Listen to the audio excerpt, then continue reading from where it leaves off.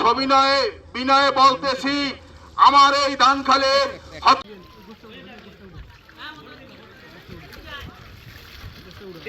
এই কষ্টে সামিল হয়েছেন, আপনাদের ঋণ কখনো শোধ করা যাবে না।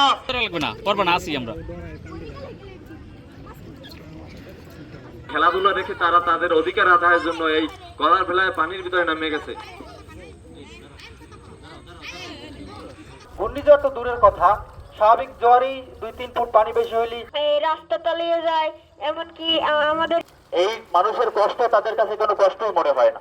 যেখানে দুর্নীতি করলে লাখ লাখ টাকা ইনকাম করে যায়, এটাই তাদের কাছে মূল কাজ। বড় বড় বেরিবাদ করবে, লাখ লাখ টাকা তারা ঘুষ বাণিজ্য করবে, টেন্ডার বাণিজ্য করবে, এইটাই মূলত তাদের কাজ।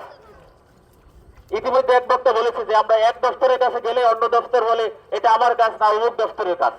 এই ভিতরেই আছি আমাদের এই ধানখালী ইউনিয়নের লোকজন। আমরা কেন ভেলায় বেশি সংবাদ সম্মেলন করছি?